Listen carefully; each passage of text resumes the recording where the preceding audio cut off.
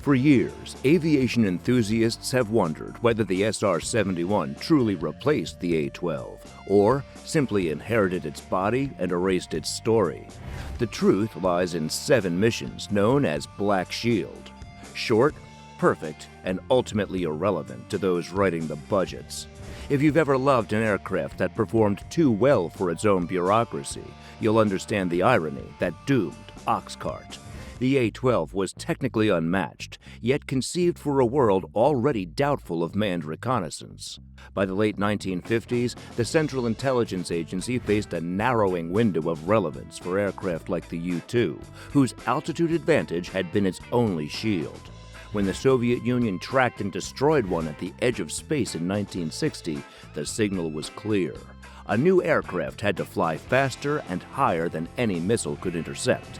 The CIA turned to Lockheed Skunk Works, where Kelly Johnson was asked to produce a machine that could survive where secrecy alone no longer worked. The design brief bordered on the impossible. Flight at Mach 3.2 required a fuselage that could endure more than 550 degrees Fahrenheit across its skin. Aluminum melted, stainless steel weakened, so the team selected titanium alloys as the only viable option. That single decision created an industry in itself. New tools for forming metal that work-hardened instantly, new welding techniques that wouldn't contaminate seams, and a procurement chain so secure that even its buyers struggled to trace the material's origin. The fabrication turnaround slowed to a crawl, and rejected extrusions piled up while new methods were tried in secret hangars.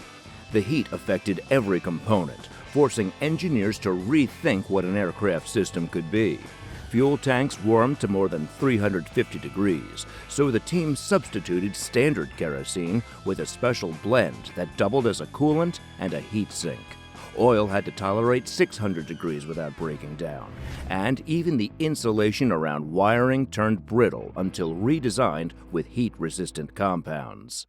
These recurring failures delayed progress for months and drove the cost beyond any initial forecast.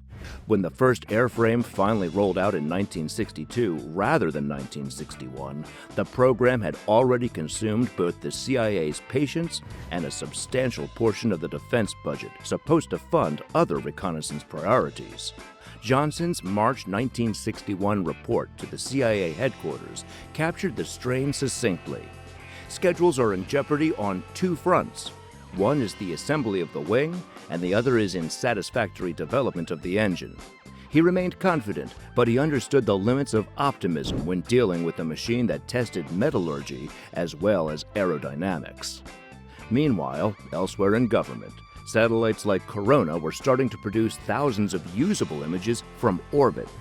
Even their lower resolutions seemed tolerable when the alternative required the political risk of a downed pilot. Still, performance mattered.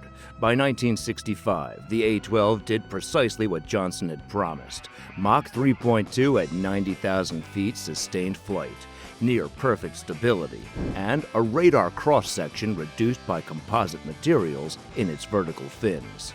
It was what intelligence leaders had demanded, though delivered into a strategic environment no longer sure it wanted it. The aircraft had outrun every expectation except the calendar. Yet, in 1967, under the name Black Shield, Oxcart finally rose from its seclusion to prove that all the expenses and secrecy had produced something that worked.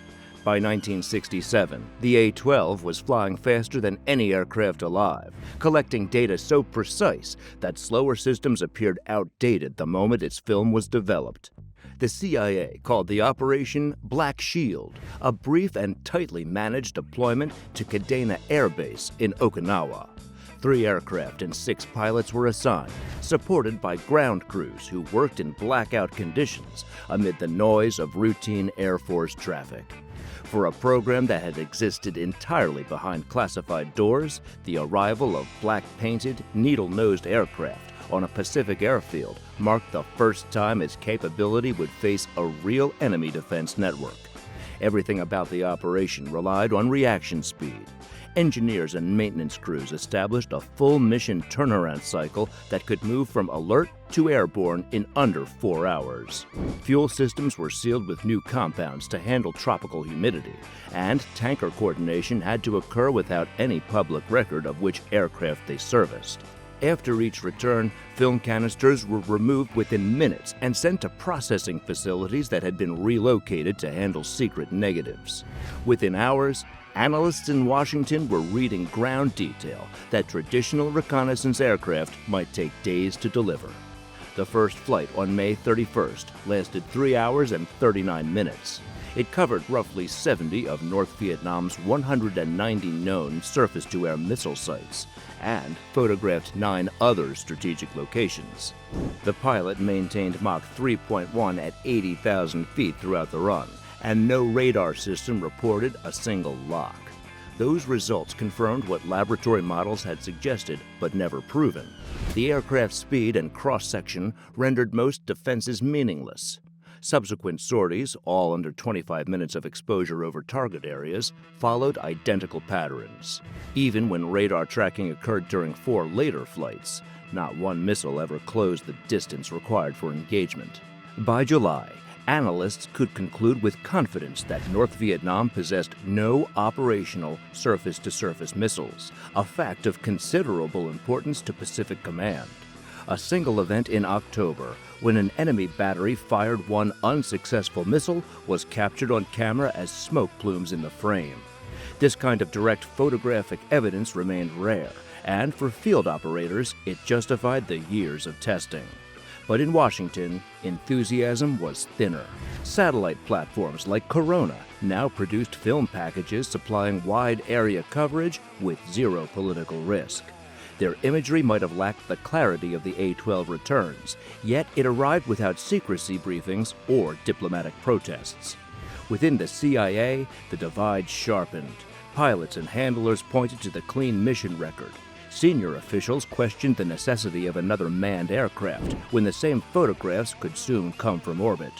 2 fatal accidents during testing only hardened that view. Walt Ray's crash in 1967 and Jack Weeks's disappearance the following year illustrated that every successful sortie carried irreplaceable human risk. The 7 primary Black Shield flights delivered a flawless reconnaissance at unmatched speed and precision, but they also marked the threshold of obsolescence.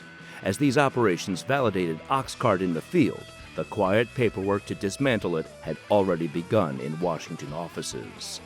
The A-12 didn't lose in the sky. It lost in an office where numbers and egos outpaced its Mach 3 record. Once Black Shield flights proved that Oxcart could penetrate defense airspace without detection, another contest began. One fought between agencies rather than aircraft. The CIA operated the A-12 in absolute secrecy, while the Air Force advanced its own version of the design under the banner that it could be publicly acknowledged, the SR-71. Both machines traced back to the same engineering lineage at Skunk Works, yet the existence of 2 nearly identical aircraft sparked confusion in Washington, just as budgets tightened across the intelligence community. By late 1965, the Bureau of the Budget began pressing the question of duplication. Having 2 high-altitude, high-speed reconnaissance systems offered little political justification once initial testing confirmed overlapping capabilities. The A-12 carried a single pilot and specialized optical systems tailored to covert missions. The SR-71, on the other hand, was fitted with a larger payload bay that accepted interchangeable cameras and electronic sensors. The Air Force could present it as a general-purpose platform for strategic reconnaissance, a public, defendable instrument rather than a covert asset requiring constant deniability. Inside the CIA, senior officers argued that keeping Oxcart provided flexibility for sensitive operations beyond the reach of ordinary military channels. The Air Force countered that centralized control under its Strategic Air Command would cut administrative cost and prevent competition for maintenance contracts. As those positions hardened, a subtle rivalry formed over which aircraft best represented national capability. Operational planners might have preferred the faster climb rate and cleaner profile of the A-12, but policymakers favored an aircraft that could appear on record without diplomatic hazard. The growing success of orbital systems made the dispute even harder to justify. Corona satellites were now returning thousands of frames daily, cataloging strategic regions without endangering crews. Resolution remained below what film from an A-12 could produce, yet each new satellite generation narrowed the difference while eliminating every metric of risk. By mid-1966, internal memoranda show that analysts already treated manned reconnaissance as transitional technology. Even as maintenance depots prepared additional Oxcart airframes, classified drafts circulated outlining how the program could end within 2 years. Those plans soon became official.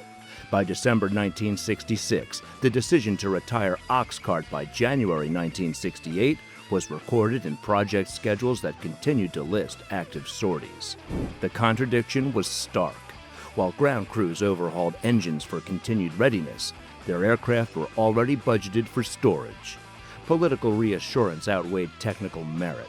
The SR-71 would remain, visible and administratively convenient, while the A-12, quieter, faster, and operationally proven, was sidelined as redundant.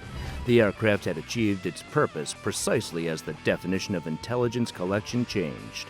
With the Oxcart sealed away in hangars by 1968, its story entered history as a paradox, a machine that had mastered performance yet succumbed to perception, evidence that in reconnaissance, speed could never quite outrun paperwork. The A-12 reached altitudes and speeds no other manned aircraft could sustain, yet it entered service at the moment political appetite for such missions disappeared. Its 7 flawless Black Shield flights verified every engineering vet, from titanium fabrication to specialized lubricants, and then were quietly shelved. The irony is that the aircraft's perfection arrived too late to alter how intelligence was gathered.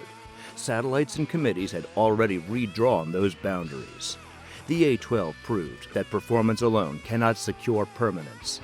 Technology survives only where timing and authority align, and both had shifted long before its final flight logged its name into secrecy.